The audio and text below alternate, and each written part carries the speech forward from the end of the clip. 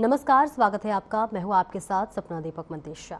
Bulletin का आगाज करेंगे। पटना में मुख्यमंत्री नीतीश कुमार ने ललित नारायण मिश्र आर्थिक विकास एवं सामाजिक परिवर्तन संस्थान के विभिन्न भागों का निरीक्षण किया। इस दौरान मुख्यमंत्री के academic block, technical block, lab, प्रशासनिक भवन, क्लासरूम सहित पूरे परिसर का जायजा लिया और वहां की व्यवस्थाओं के साथ साथ शैक्षणिक कार्यकलापों की विस्तृत जानकारी ली। निरीक्षण के दौरान शिक्षा विभाग के अपर मुख्य सचिव सह ललित नारायण मिश्र, आर्थिक विकास एवं सामाजिक परिवर्तन संस्थान के निदेशक डॉक्टर एस सिद्धार्थ, मुख्यमंत्री के सचिव कुमार रवि, एसएसपी कार्तिकेय के शर्मा मौजूद रहे।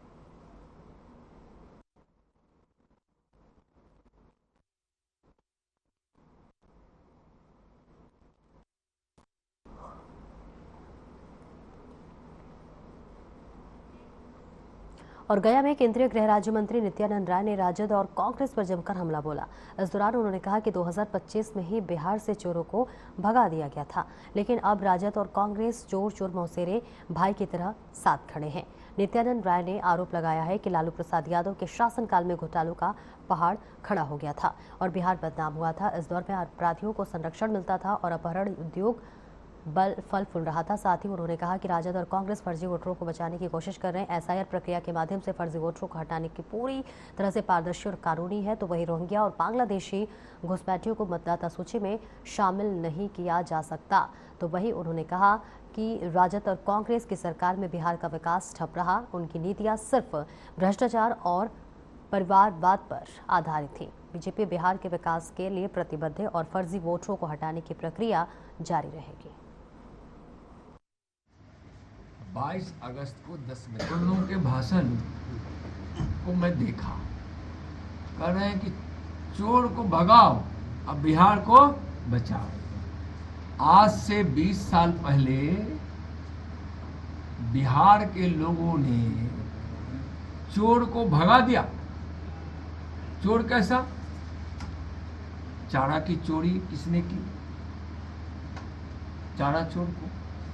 अलकतरा की चोरी किसने की? अलकतरा चोर को। बाढ़ के समय दूध की चोरी किसने की? उस दूध के चोर को। वर्दी की चोरी किसने की? उस वर्दी के चोर को। यानी लालू जी के राज में, आरजेडी के राज में घोटालों का पहाड़ खड़ा हो गया था और बिहार बदनाम हो गया था। एक परिवार ने अपने परिवार के सुख के लिए, संपत्ति के लिए यहाँ घोटाला ही घोटाला कर दिया।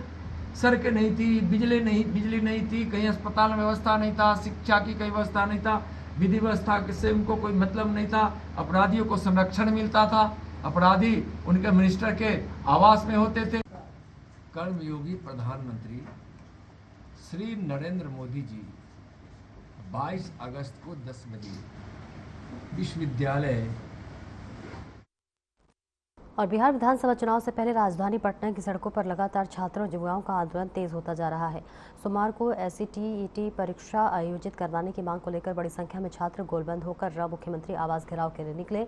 बता दें कि पहले भी इस मुद्दे पर छात्रों ने आंदोलन किया था, जिसके दौरान पुलिस ने लाठीचार्ज भी किया था। उस समय सरकार के प्रतिनिधियों से छात्र नेताओं की बातचीत हुई थी, लेकिन कोई ठोस निष्कर्ष नहीं निकलने से छात्र नाराज है।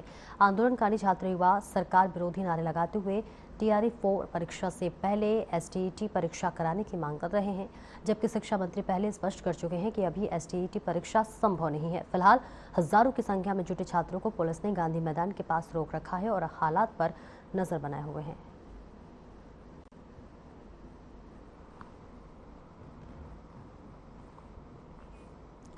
और गया जिले के गुरारू बाजार में बीते देर शाम बड़ा हादसा हो गया। कई सालों में बंद पड़ी केरोसिन टंकी की सफाई के दौरान दम घुटने से 3 मजदूरों की मौत हो गई। जानकारी के अनुसार सबसे पहले छोटू पासवान टंकी में उतरा, लेकिन वह बेहोश हो गया। उसे बचाने के लिए सोनू और सागर भी टंकी में उतरे, लेकिन उनकी भी दम घुटने से मौत हो गई।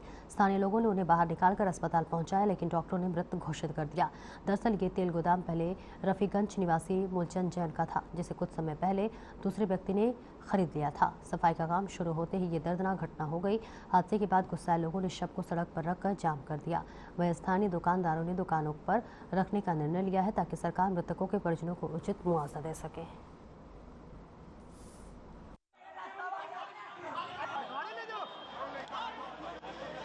मुझे पता चला 30 मिनट के बाद दुर्घटना का मैं गया तो देखा तीनों गिरे पड़े हैं। वहाँ पे कुछ रस्सी वगैरह और कुछ सरिया वगैरह पड़े हुए थे। उसके जुगाड़ से किसी तरह उनके कलाई में फंसा के रस्सी को हमने बाहर खींच लिया और फिर बचाने का प्रयास किया। समथिंग 10 मिनट में रेस्क्यू कंप्लीट मैंने कर लिया था। तीनों को बाहर निकाल लिया था 10 मिनट में।